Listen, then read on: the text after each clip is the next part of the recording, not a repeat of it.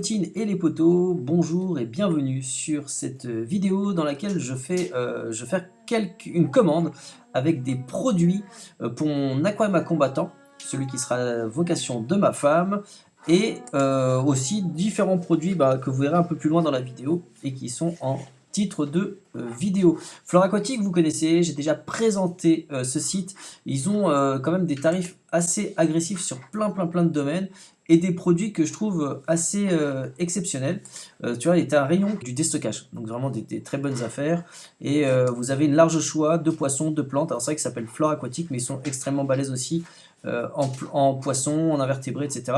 À noter que en termes d'écrevisses, ils sont vraiment pas chers, je trouve, quand tu vas sur leur rayon.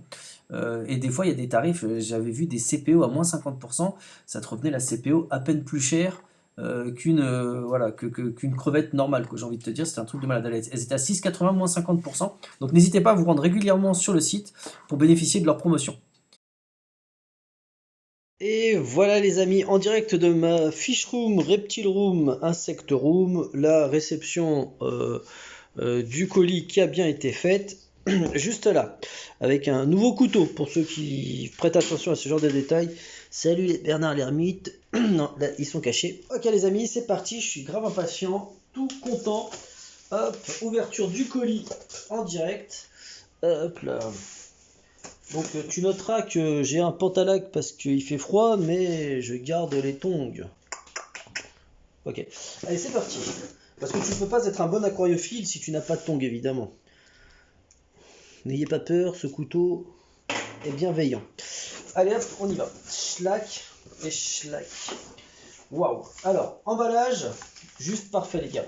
Nickel. Oh là là, comment ça déborde de trucs super cool. Je deviens ouf. Waouh. Waouh, waouh, waouh. Waouh, waouh, waouh. Attends. Là, ça fait méga plaise. Elles sont trop belles. Elles sont trop belles. Mes petites Pistia stratiotes. Ok, donc là, on y va. De la petite bucéphalandra tout à fait magnifique. Ce que je vais faire, là, je vais déballer en vrac le truc, là, comme ça, clac. Vite fait, vous montrer tout ça. Oh purée, c'est trop bien. Cette plante, elle est magnifique. Je sais pas si, hop là, ça vous parle. En plante flottante originale, je vous conseille vraiment Hygrorhiza aristata. C'est pas la première fois que j'en ai. Hein. Pour ceux qui me suivent de longue date, c'est vraiment une plante récurrente. Tu vois, ça flotte comme ça à la surface, ça fait trop beau. Une sorte de bambou. Alors, la célébrissime Cabomba caroliniana. Voilà, voilà. C'est une plante qui est plus que traditionnelle en aquariophilie, mais je kiffe ça, c'est ce côté touffu.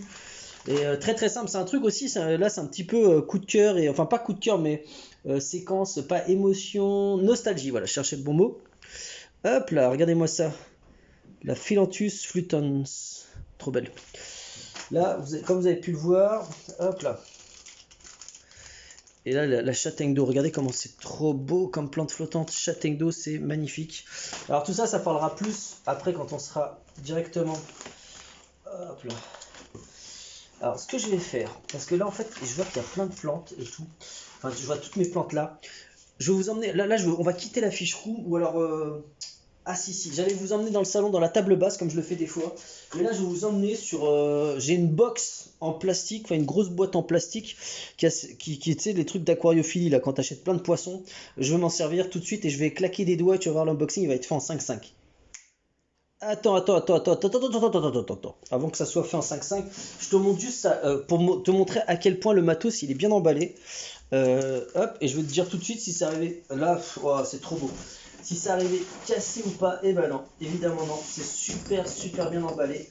Wow, regarde comment elles sont trop belles ces cachettes. Et ouais, comme vous le savez, je suis méga fan d'écrevisses. Et ça, c'est de la méga bonne cachette. Regarde-moi ça, comment elles sont belles. Fabrication française, ça les gars, vous en trouverez pas beaucoup des comme ça, tu vois. Tu peux en trouver sur, voilà, je dis pas hein, des trucs un peu des sites un peu, voilà, je veux pas les citer, tu vois. Mais là, si tu veux de la bonne qualité, du Made in France, voilà, là je te recommande vraiment ce matos-là. Français, tac, je les mets là, elles sont magnifiques, ça c'est vraiment un de mes kiffs les gars, comment dirais-je, les décorations flore aquatique, enfin les cachettes flore aquatique et tout en vraie céramique, franchement, made in France, franchement, pour moi je kiffe, je sais pas pourquoi je dis France avec un accent anglais alors que je devrais dire Made in France, fabriqué en France, je revendique assez la chose, hein, surtout en ces périodes de crise. où je mets en avant les magasins français, tu vois. C'est pas la première fois, pour ceux qui me suivent, vous le savez bien, hein, genre Greybill et tout, je cite bien les marques françaises qui font de la qualité, évidemment, quoi. Donc là, Flore Aquatique, je dis bravo. Allez, je continue l'unboxing, cette fois-ci, c'est la bonne. Et voilà les amis, je vous ai épargné le pièce par pièce qui peut être relou à la longue pour vous les montrer là d'un coup là.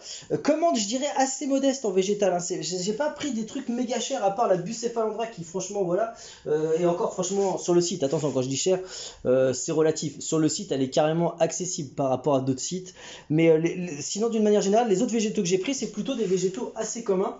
J'aimerais attirer votre attention sur un truc. Alors, pour ceux qui font de l'aquariophilie naturelle ou qui ont des crevettes, des écrevisses et tout ça, ça, c'est génial. Cette plante-là, je vous la montrerai dans d'autres vidéos si vous voulez. J'ai envie d'en faire une vidéo spéciale. Pour ceux qui me suivent de longue date, encore une fois, je fais le rappel, j'avais fait une vidéo, enfin, dans laquelle je montrais ça. C'est une sorte, on dirait de l'algue marine, mais c'est un végétal 100% eau douce. Et c'est absolument magnifique. Regarde le vert comment c'est trop classe. Et quand ça pousse à fond. Et les alevins et tout, ça va se planquer là-dedans, c'est absolument parfait. Donc ça s'appelle, hop là, l'Omariopsis lineata. Voilà. Tac. Donc, plantes flottantes à fond. On va faire un petit coin de plantes flottantes pour que je vous montre à quel point les plantes flottantes sont importantes, je pense, dans mes concepts. Enfin, dans mes... voilà, hop là. Tac, tac, tac. Voilà. Et les plantes un peu plus traditionnelles. Donc les plantes flottantes, c'est là. Je vous les ai montrées. Hop là, regardez. L'Hypnomnium. Celle-là, je vous l'avais montré. Le Fluttans aussi. Et alors, voilà. Et donc ça, les plantes un peu plus genre traditionnelles. Une Echidnodorus. Donc, mais franchement, super jolie celle-là. Parce que alors, c'est pas l'Echidno basique, j'avoue. Celle-là, elle est franchement classe. Et un peu plus travaillée, quoi, j'ai envie de te dire. Et là, Kabomba. Alors, à noter que l'emballage, les gars, il est absolument parfait, hein. Là, franchement, s'il faut évaluer l'emballage et la qualité des végétaux, bah franchement, je sais pas si vous voyez bien, si ça va bien rendre à la vidéo, mais le verre, il est intense, il n'y a pas de feuilles abîmées, tout est parfait. Hop là, et celle-là, alors cette plante, je la trouve vraiment kiffante. Très très très kiffante. Elle ressemble à une Kabomba, enfin pas une Kabomba, elle ressemble un petit peu, alors c'est un mix, je dirais, entre une Echidnodorus et une Anubia. C'est vrai, hein, c'est quand tu la regardes. Et elle a, je dirais, les avantages des deux. Regarde les rainures, comment elles sont vraiment costauds. C'est vraiment pas mal. Et ma petite Bucephalandra Brownie, elle est vraiment super chou. Alors, qualité des végétaux, comme d'hab, 20 sur 20. La tarification, franchement, elle est cool. Et je voulais vous montrer un truc qui est franchement cool, vraiment, vraiment sympa. Et qui est franchement pas cher. Les roches céramiques. Et franchement, il y a peu de magasins qui proposent encore à la vente. Les gars, là j'ai 38 ans, je fais de l'aquaphilie depuis que j'ai l'âge de 11 ans. J'ai commencé à l'âge de 11 ans, quand j'avais le cancer. Donc je ne vais pas vous raconter ça dans cette vidéo-là, mais ceux qui me connaissent et qui me suivent de longue date le savent. Et une des premières roches que j'avais, c'était ça.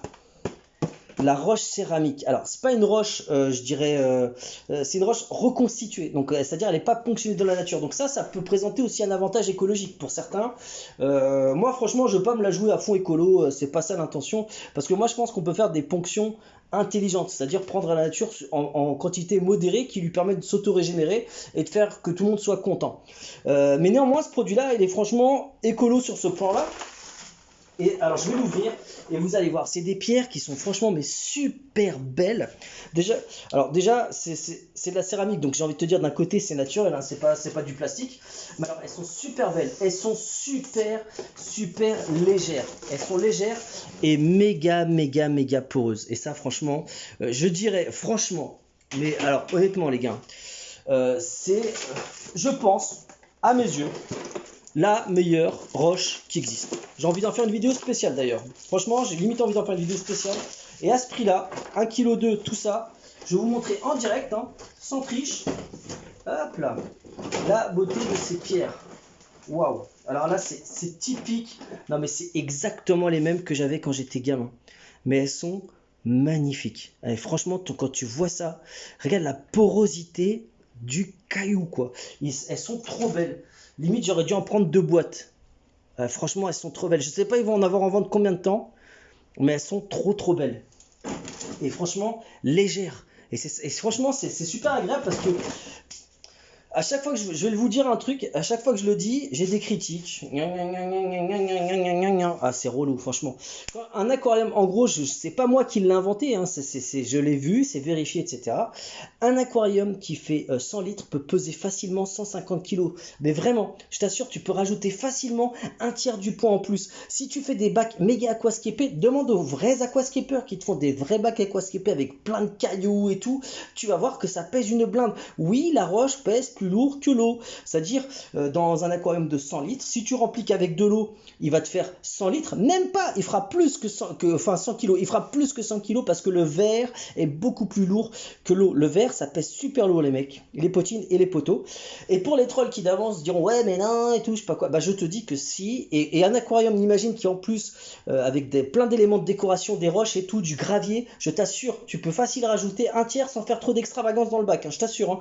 Et quand tu fais des bacs vraiment aquascapés, je t'assure, le poids ça peut doubler par rapport au nombre de litres. En gros, un aquarium de 50 litres aquascapé, je ne plaisante pas, peut faire facile 50 litres, peut faire facile 100 kilos. Oui, oui, 100 kilos. Le truc, il peut facilement faire plus que moi, plus lourd que toi, même certainement, parce que voilà, 100 kilos, c'est quand même pas mal pour la population française, vu qu'on n'est pas non plus les plus grands et les plus lourds. Voilà. Donc là, voilà, c'est cette méga commande, je dirais, donc qu'on peut catégoriser en deux grandes parties les végétaux, flottants et normaux, et les décos. Les décos. Donc les roches et ces super abris céramiques, je vous renvoie vraiment vers la section flore aquatique qui parle de ce sujet-là. Les décorations en céramique française. Donc pour l'instant c'est un 20 sur 20. Et maintenant moi les gars, les potines et les poteaux, je vous renvoie vers les prochaines vidéos qui vont consister à mettre tout ça en place. Allez, je vous dis à bientôt dans d'autres vidéos et merci à vous d'être toujours plus nombreux à me suivre, à liker et à commenter mes vidéos. Vous êtes vraiment vraiment cool et la meilleure communauté qu'il puisse y avoir sur internet. Je vous suis très reconnaissant. À bientôt.